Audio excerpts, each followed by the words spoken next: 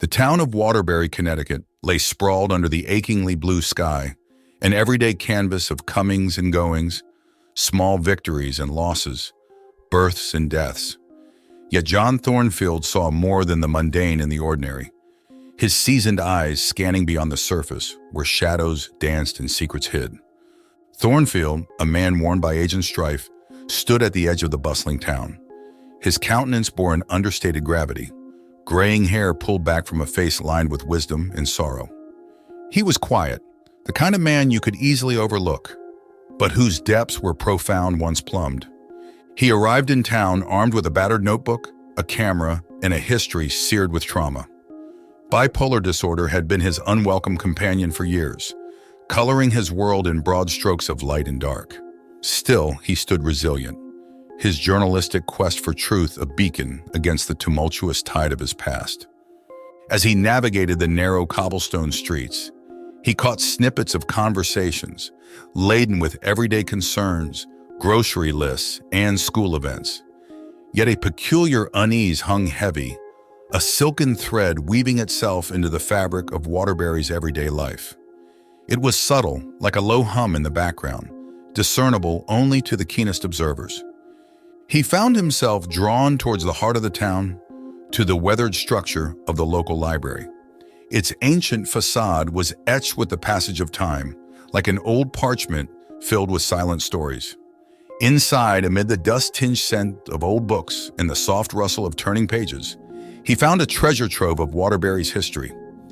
As he sifted through the antiquated manuscripts and crumbling maps, the silhouette of an ancient church beneath the town began to form.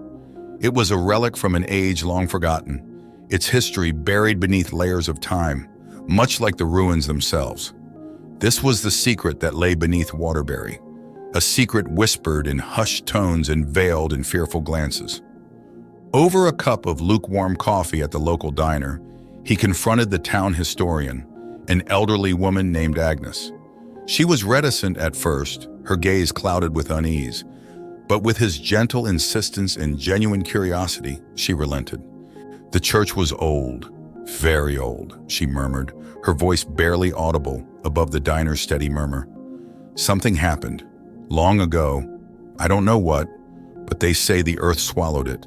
A cryptic start to a mystery that was yet to reveal its full breadth. But it was enough for him. He had his lead, the buried legacy that shrouded Waterberry, the hushed whispers, the ancient church. There was more to unearth, secrets hiding in the bowels of this seemingly ordinary town. As the day gave way to night, Thornfield found himself standing at the edge of a gaping hole near the center of the town, the rumored site of the unearthed church. In the waning light, the pit seemed to yawn wider, its darkness more profound, an abyss that promised both revelation and peril.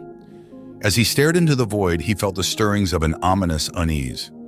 His thoughts were abruptly interrupted by an eerie melody carried by the night breeze. He turned to see a group of townsfolk walking past, their faces obscured by the twilight, voices harmonizing a haunting hymn that resonated in the quiet night. Their chant seemed to echo from the pit, the melody a serenade to the hidden horrors that lay beneath. As the spectral procession disappeared into the night, he was left alone once more, staring into the gaping maw of the ancient church. The buried legacy of Waterberry was starting to emerge from the shadows, but its full unveiling was yet to come. The dawn broke over Waterberry with a deceptive serenity, the golden light washing over its quaint architecture, throwing the town into sharp relief against the mystery that lurked beneath. Thornfield rose with the sun, his soul alive with a journalistic fervor, the lead of yesterday's revelations serving as a compass guiding his explorations. He began his day at the edge of the gaping chasm, staring into the abyss that promised revelations. The workers were just beginning their toil, the clanging of their tools echoing off the stone walls of the ancient church, their grim faces a stark contrast to the vibrant morning light. The air of unease around the pit was more pronounced in the harsh light of day, a stark reminder of the obscured history that lay shrouded in the town's heart. His fingers traced the worn edges of his notebook, his mind whirling with questions that yearned for answers. It was here, on this precipice of the known and unknown, that he felt the first palpable touch of the town's buried secret. As he descended into the belly of the unearthed church, the world above seemed to recede, replaced by a cool, ominous quiet that was punctuated only by his footsteps in the distant echoes of the workers' tools. The air turned heavy, dense with the weight of untold history and forgotten lore. Shadows clung to the ancient walls of the church, whispering tales of past lives and past sins. Once inside, he found himself in a vast chamber, its architecture a relic of bygone eras, its grandeur muted by time but undeniably present. Intricate carvings adorned the walls, faded murals telling stories of celestial beings and sinister rites, their cryptic symbolism a testament to an ageless past. In the heart of the chamber stood a haggard old man, his features weathered by time. He introduced himself as Thomas, the foreman overseeing the excavation. His eyes held an unspoken dread, his voice a timbre of resignation. "Strange things, Mr. Thornfield," he confessed. "I've seen things. In the shadows, workers talking in tongues, forgetting their families. They ain't the same after working here." His revelations stirred a chilling realization in Thornfield. The subtle oddities he had noticed among the townsfolk began to coalesce into a pattern, one that was eerily intertwined with the ancient church. The whispered reverence for the keepers, the townsfolk's unsettling behavior, the unearthed church. They all pointed towards a malignant entity that lurked in the heart of Waterberry. As night fell and he retreated from the depths, he could not shake off the spectral echoes of the unearthed church, its haunting melodies lingering in his mind. The quaint facade of Waterberry was starting to crack, revealing the insidious secret that threatened to consume its denizens. A darkness was brewing, a silent tempest that promised to shroud the town in its inky embrace. As he lay in his bed that night, a sense of trepidation took root. His journey into the shadow was just beginning. There was more to uncover, more to fear. The following day in Waterbury dawned under a veil of clouds, the sun's warm radiance hidden behind an iron-gray curtain. It seemed as though the town itself was reflecting Thornfield's growing apprehension. He found himself standing on the precipice of an ever-deepening enigma, its echoes reverberating through the fabric of the seemingly idyllic town. His inquiries led him to the old town hall, a regal building steeped in history. Here, amidst the musty scent of old wood and parchment, he pored over the town's archived records, tracing the roots of the keepers. The brittle pages whispered tales of a secretive sect, their existence intertwined with Waterberry's in the ancient church's history. He found himself drawn into a labyrinth of arcane symbolism and cryptic lore. The keepers, it seemed, were not just a part of Waterberry's past, but were its invisible puppeteers, their shadowy tendrils wrapped around the lives of the townsfolk. The veiled reverence for the keepers started making sense, their influence permeating the very soul of the town. Over the next few days, he navigated the town, watching the locals through new lenses. He noticed their vacant gazes, the whispered hymns they hummed under their breaths, the strange symbols painted on their doors.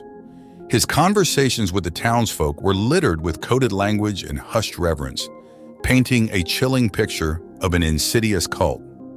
One evening, he found himself at the town's tavern, engaging in hushed conversations over a glass of bitter ale. His companion was a man named Joseph, a simple laborer who was part of the excavation team. "The keepers," Joseph murmured, glancing nervously around the tavern.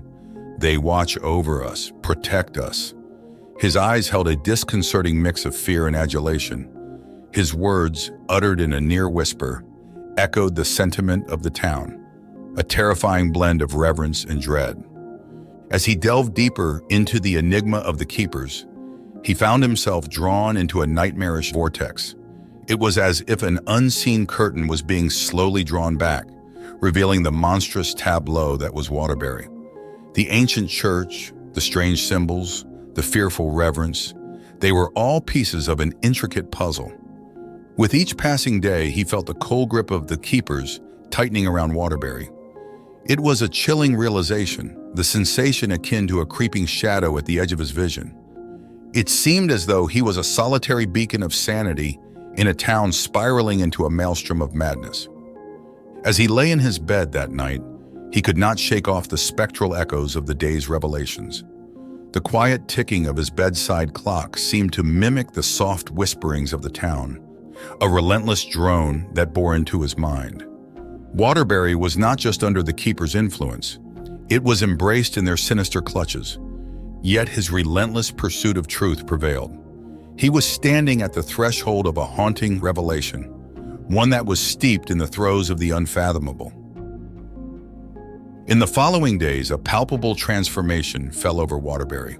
Thornfield awoke to a scene that seemed etched out of a fevered dream, an unsettling canvas of grotesque realities. He observed from the solitary window of his room the town enshrouded in an eerie stillness. The streets were empty, and the usually vibrant marketplace was deserted. That morning, he ventured into the desolate town, each step echoing against the cobbled streets. The once mundane homes stood like silent sentinels, their windows staring blankly back at him. Their facades bore the obscure symbols of the Keepers, a chilling testament to the cult's insidious reach.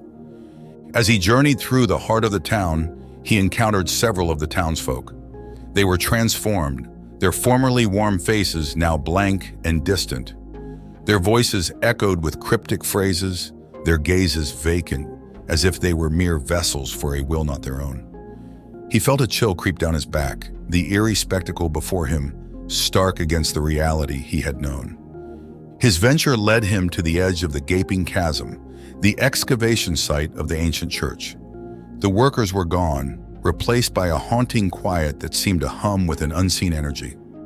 The church stood ominously at the heart of it all, a silent behemoth bearing the town's forgotten past. Compelled by an invisible force, he descended into the gaping mouth of the church once more. The cold silence of the stone walls felt ominous, whispers of the unspeakable echoing around him. In the heart of the church, he discovered a hidden chamber, its entrance shrouded by shadows. Inside, he found himself in the midst of an intricate tableau. The room was decorated with the same cryptic symbols he had seen around town, their meaning a mystery that gnawed at him. At the center, an ornate pedestal held a grotesque artifact. The object pulsed with an unnatural energy, its form shifting and undulating, defying comprehension. It seemed to embody the essence of the Keepers, a touchstone to the madness that had gripped Waterberry. As he reached out to the artifact, a sudden shock surged through him, a torrent of images flooding his mind. He saw the townsfolk congregating in the church, their voices raised in a chant that echoed off the ancient walls. He saw them fall into a trance-like state, their minds being twisted and shaped by an unseen entity. He witnessed the birth of the Keepers, their origins far more sinister and ancient than he could have imagined. When the visions faded, he found himself alone in the chamber, his breath ragged and his heart pounding. The truth had been revealed to him, a terrifying glimpse into the shroud of madness that had fallen over Waterberry. His quest for truth had led him to the very heart of the horror that gripped the town. Shaken, he retreated from the chamber, the echo of the haunting visions ringing in his ears. As he emerged from the depths of the church, the looming edifice of the town greeted him. The shroud of madness hung over Waterberry, its touch seeping into the very fabric of existence. Thornfield awoke with the haunting echoes of his discovery still lingering, the townsfolk's blank faces etched into his memory. The once quaint Waterberry now resembled a grotesque portrait, a panorama of lunacy. Yet amidst the madness, he found himself compelled to carry on, his journalistic fervor transformed into a desperate yearning for escape. The town was still eerily silent, a surreal spectacle of frozen time. He walked through the deserted streets, his heart echoing with a dismal foreboding. His mind churned with the revelations of the hidden chamber, the horrifying visions, and the sinister origins of the Keepers. At the edge of the town, he found the path leading away from Waterberry, a deserted highway stretching into the distance. The route was silent, the surrounding countryside seemingly untouched by the malaise that gripped the town. It was a path that promised escape, a path that offered a glimmer of hope. His escape from the town was unhindered. No townsfolk blocked his path. No unseen hands pulled him back. He walked the highway, his steps quick and determined. The sight of Waterberry receding in the distance brought a momentary relief, a brief respite from the insanity. As he walked, he felt a strange sensation creeping over him. The eerie stillness of the town seemed to follow him, the sense of being watched, of being followed. The whispers of the townsfolk, the cryptic symbols, and the chilling image of the pulsating artifact in the church's hidden chamber. They seemed to echo in his mind, an incessant drone that refused to fade. The rest of his journey was a blur, a kaleidoscope of landscapes that passed in a whirl. The tranquility of the countryside, the hum of distant towns, and the eventual embrace of the city were all transient realities, fleeting specters of normalcy. Each step took him further from Waterberry, from the horrors of the Keepers, but the echoes of the nightmare refused to leave him. As night fell over his new refuge, Thornfield found himself staring into the mirror. His reflection seemed distant, an echo of the man who had arrived in Waterberry days ago. He had escaped the town's physical boundaries, but the shroud of madness lingered, a haunting legacy that threatened to drown him. The horrors of Waterberry and the Keepers had become a part of him, a macabre tattoo etched onto his soul. Thank you for tuning in. If you enjoyed our content, show your support with a like and subscribe, and stay notified by hitting the bell icon. Expect more cosmic horror from Eldritch Tales Factory, and feel free to explore our other stories. See you in the next video.